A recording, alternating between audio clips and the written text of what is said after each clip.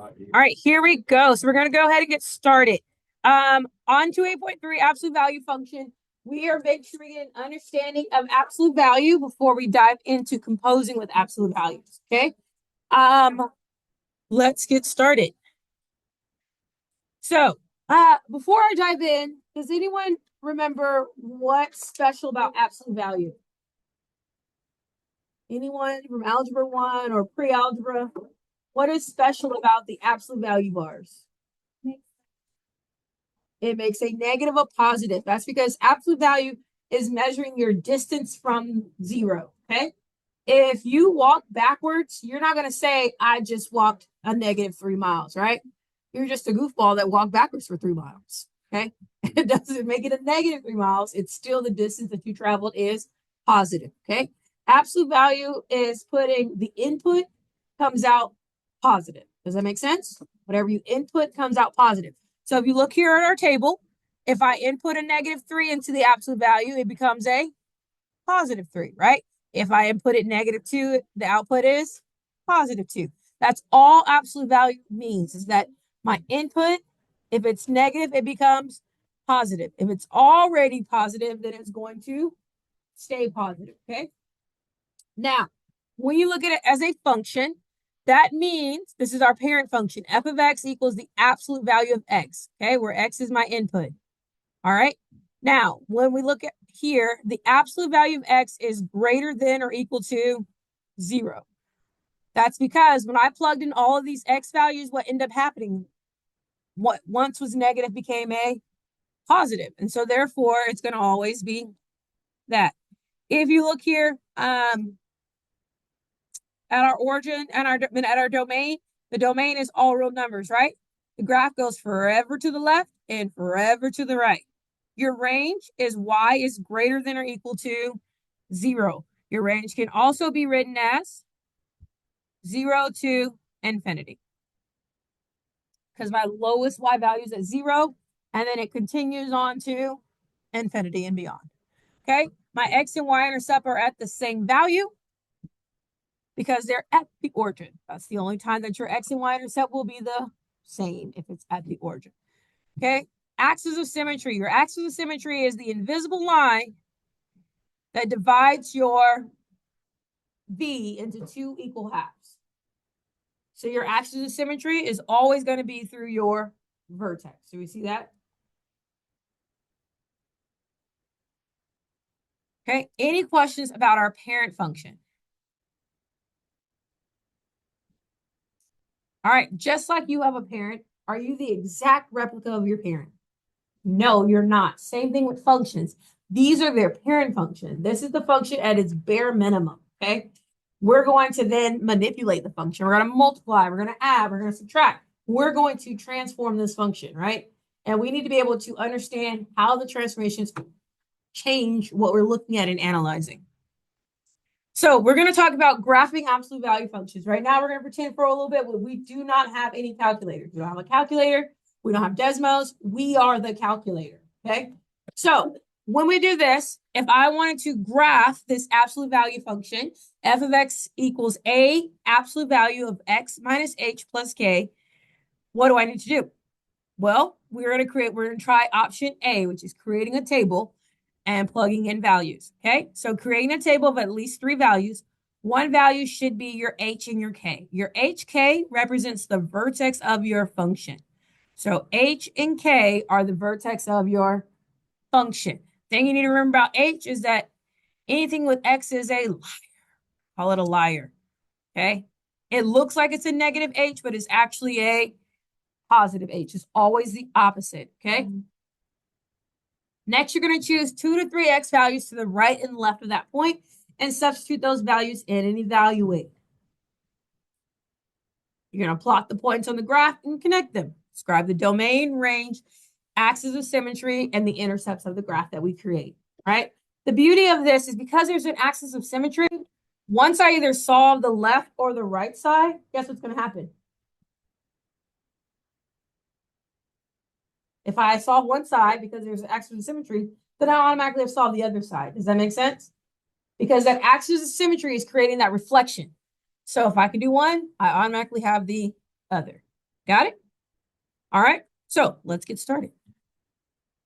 So up first, we have f of x equals the absolute value of x plus 2 minus 3. So we have the absolute value of x plus 2 minus 3. Oh, Ian, welcome, Ian. All right. So here we go. First thing you want to do is identify your vertex. So we want to first find our vertex, okay? Our vertex is based off of our h and our k. Your h is always with your x, and your k is always by itself. So we're looking for our h, comma, our k, and for this problem, our h is, remember, x is a liar, so it's a -2 and a -3. That's our vertex. So our vertex is at -2 and -3. We're going to let that be the middle values of our table. So we're going to do -2 and -3, and we know these points because they are our vertex. So far with me? Okay. The second step you're going to do is you're going to choose any x values. Any x values. But my key to you is choose small ones. There are a lot of numbers to the left and the right of -2. But why would I want to go do -10? My picture doesn't even go up to -10. My graph stops at -5. Okay. So be smart about the values you choose. I'm just going to do -3 and -4. And then I'm going to do -1 and 0. I try to always make sure that I include 0 because that's going to lead me to my y-intercept. So I try to always make sure that 0 is part of it because therefore I automatically know my y-intercept. All right, so the work means we're now going to input our x values into our function. So we're inputting our x values into our function, and our function is f of x equals the absolute value of x plus 2 minus 3. Where there's an x, I'm now going to substitute values in for. So we have the absolute value, but instead of x, we have -4 plus 2 minus 3. Okay, absolute value is a form of grouping, so I'm going to have to evaluate that first before I can subtract the 3. So the absolute value of -4 plus 2, absolute value is going to do what to it? 2. Make it positive. So this would normally be -2. The absolute value of -2 is +2. So 2 minus 3. And what is 2 minus 3? -1. So therefore, our output is -1. Okay, I'm going to repeat again. So we have the absolute value of -3 plus 2 minus 3. -3 plus 2 is -1. The absolute value of -1 is 1. So we're left with 1 minus 3. And 1 minus 3 is -2. Okay, because our vertex is our axis of symmetry, what should happen with -1 and 0 since they are equally spaced the same? I should also end up with -2 and -1. Does that make sense? So just to check that we did our math correctly, I'm going to go ahead and write it out. So we have -1 plus 2, absolute value of that, minus 3, which gives us 1 minus 3. And does that equal -2? Yes, we have the absolute value of 0 plus 2, which if I write it in there, minus 3. That leaves us with 2 minus 3. Does that equal -1? That's why it's only necessary to solve one side, especially if we're only if we are equally spaced. Why would you not equally space them? I don't know, but sometimes y'all do weird things. All right, so now we're going to plot our points. So we have -4, -1. We have -3, -2. We have -1, -3. We have, nope, I skipped a whole -2. Y'all are just going to let me. -2, -3. We have -1, -2. We have 0, -1, and then the pattern clearly continues, right? So I'm going to connect to make my V. Pretend that this is straight. I'm trying real hard.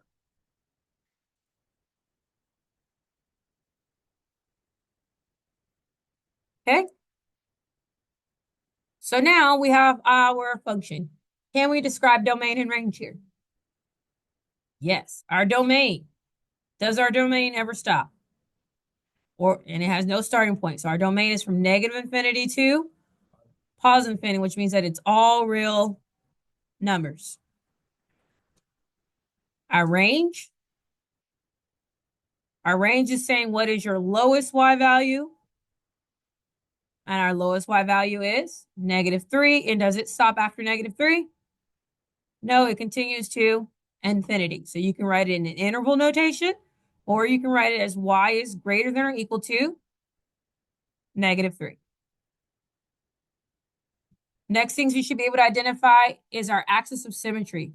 Our axis of symmetry is our imaginary line that divides it.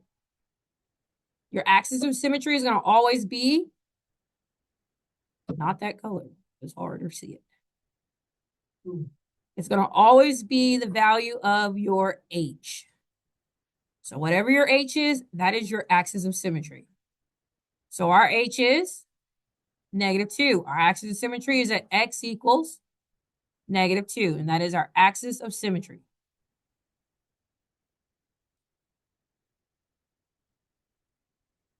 Okay? Next, you should be able to do is identify all of your intercepts, x and y. So where does your function cross the x and y axis? Here's an x-intercept, here's a y-intercept, and here is a x-intercept. Do we confidently see them? So we have an x-intercept at -5, 0.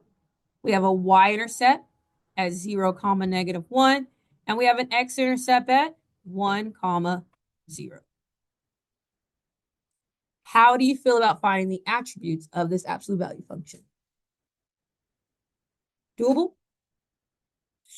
Guess whose turn it is? It's yours. And I need y'all to keep something in mind. Fractions are our friends. Okay? Fractions are our friends. So before we get started, we're going to transform our coordinate plane a little bit for this one. So notice that we're dealing with 1/3. On our y-axis, we're going to go ahead and convert this into thirds. By converting it to thirds, all we're doing is saying this is 4/3, this is 3/3, this is 2/3, this is 1/3. And vice continuing it down, this is -1/3, this is -2/3, this is -3/3, which is the same thing as -1, and this is -4/3. That's just so that when we have to graph our thirds, we don't have to think that hard about it. Does that make sense? Okay. All right, so I would like for you to try. I'm going to give you a couple minutes. Remember, the first step is to identify your vertex. Second step is to create your table by choosing your vertex, plugging your vertex, and choosing points to the left and to the right of the vertex, okay? And go. If you can do this one, you can do any of them. Okay, let's see how we did. So the first thing you should have did was identify your vertex. So what is our vertex? 1 and 0. Remember, our x's are liars, okay? So it's going to be the opposite of what you see. So our vertex is at +1, 0. So that's the center of our table. 1 and 0. That is your vertex. Okay. Now I'm going to choose points to the left and to the right of it. So I'm just going to go ahead and do 0, -1, 2, and 3.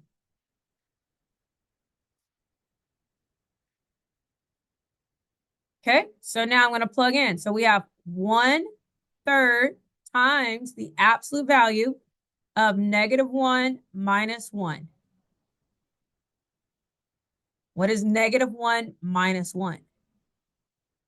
-2. What does the absolute value bars do to that? Turns it into a +2. 1/3 times 2 is just 2/3. Remember, when you're multiplying a whole number by a fraction, it's only the numerator times the whole number. So 1 times 2 is 2. So therefore, this is 2/3. So we have 1/3 absolute value of 0 minus 1 equals 1/3 times 0 minus 1 is -1, Miss Jones. And the absolute value of -1 is 1. 1/3 times 1 is 1/3 is itself, because anything times 1 is its self. Based on our previous problem, we learned that as long as they are equally spaced around the vertex, what's going to happen to the other corresponding parts? It's going to be the same. It's going to be the reflection of it, right? So we have 1/3 and 2/3. Okay. So you either could have did 2 and 3 and got 1/3 and 2/3, or you could have done -1 and 0, but that's how you're going to get those other points. So when I go to graph it, I'm at -1 and 2/3. I'm at 0 and 1/3. I'm at 1 and 0. I'm at 2 and 1/3. And I'm at 3 and 2/3. Notice how I'm still making that V, and I am being symmetrical.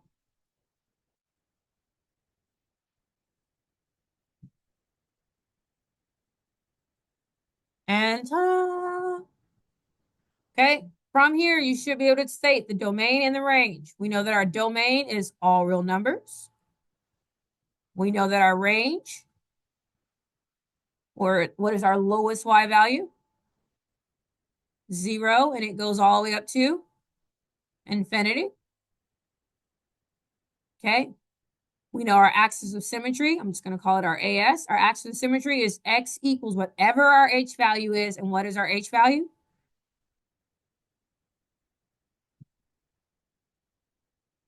1. So we know our axis of symmetry is X equals 1. And then we do have intercepts. Our intercepts are at, we have a Y-intercept at 0, -3, and we have an X-intercept at 1, 0.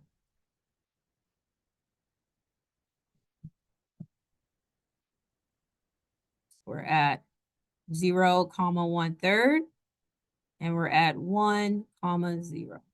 Okay, that is the goal, is to be able to create and analyze. Create and analyze. Okay, how do you feel? Was part A okay?